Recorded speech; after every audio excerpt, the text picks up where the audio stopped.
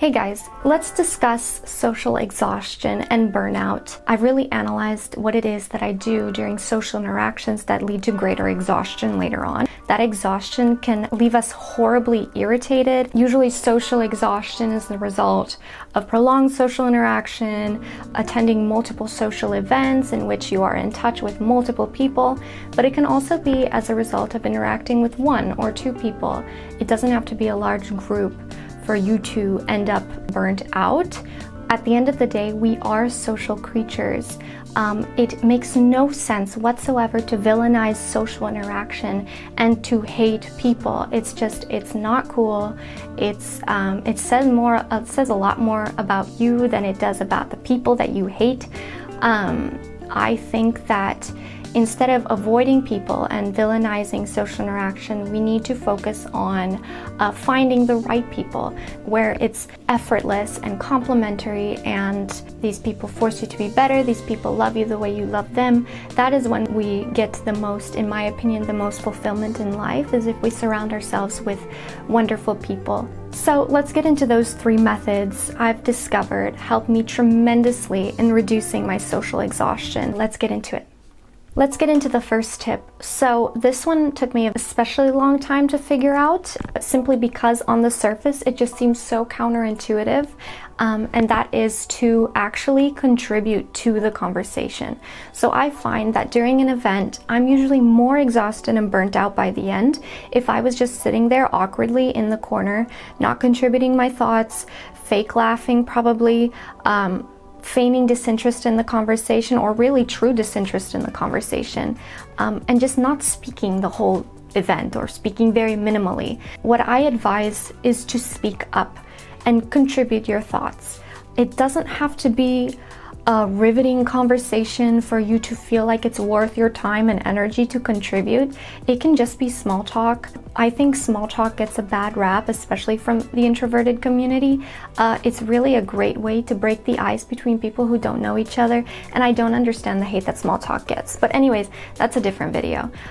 So just contribute your thoughts. I usually feel much more at ease and included when I just get over that hump and start contributing to the conversation. And this also applies to the classroom setting. If you're just sitting there, not really doing anything, not really participating, that usually makes the time go by a lot slower. So if you participate in the activities, if you converse with your peers, as well as your professor, maybe raise your hand to answer a question, you'll find that time goes by so much quicker and you're actually retain the information much more. And if you were to just sit there and wish for the time to go by quicker. So that's the first tip. Contribute to the conversation. You'll feel much more included despite the initial anxiety of actually speaking up. Tip number 2 is one that I was and still is especially guilty of, and I'm sure that many are. You don't have to laugh energetically at every single joke. I have a bad habit of laughing even at the jokes that aren't that funny. I laugh very energetically, very audibly, because I'm kind of a people pleaser at heart. I think many of us are, and we like to validate other people, especially when they tell jokes. You want them to feel that their joke was funny, and even when sometimes it's just not. What happens when we laugh energetically, at least to myself, is we tense up these muscles here around our forehead and our temples and our here over the skull, and we start getting these laugh-induced migraines. By the way, pain is very taxing on the body. You'll leave the event far more exhausted than if you had not had the migraine, for obvious reasons.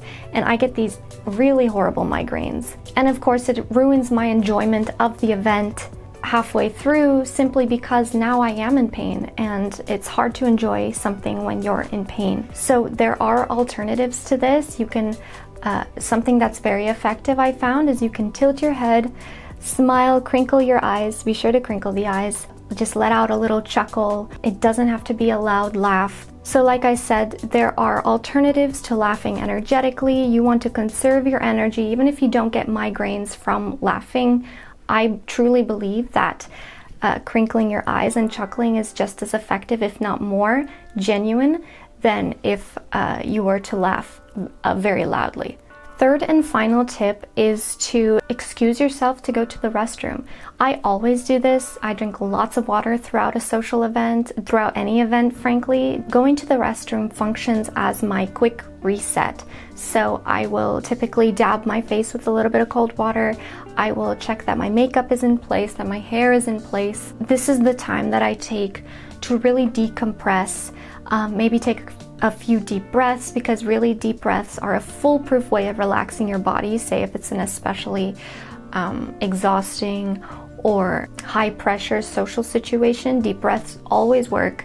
And usually I'll emerge from the restroom a little bit more energized, because now I've separated myself physically and mentally from the event just for a little while.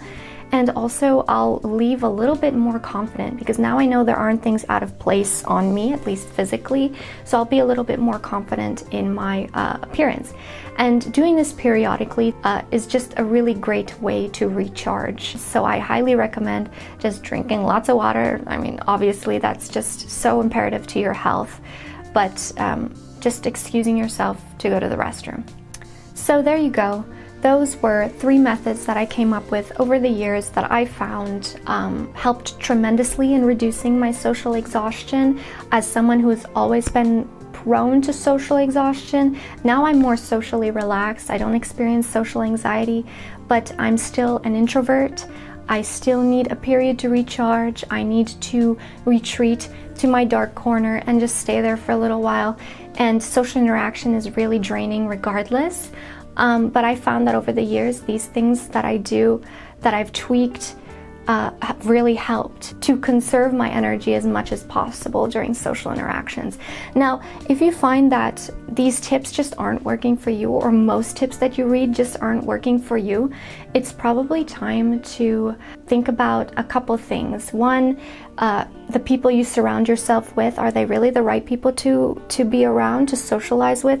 And 2, yourself. I would recommend, at least what's worked for me personally, as someone who used to be very socially anxious, is journaling and professional help.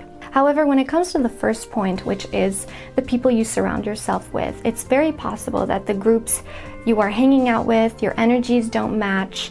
Maybe you're just too different, you have nothing in common. Or even worse than that, I would say the worst, is they leave you feeling drained because they're toxic. But anyways, that's my spiel. I hope you enjoyed. My goal for this channel is to become a two-way street, and your feedback is essential for making that happen. I appreciate you watching till the end, and I hope to see you again soon. Bye guys.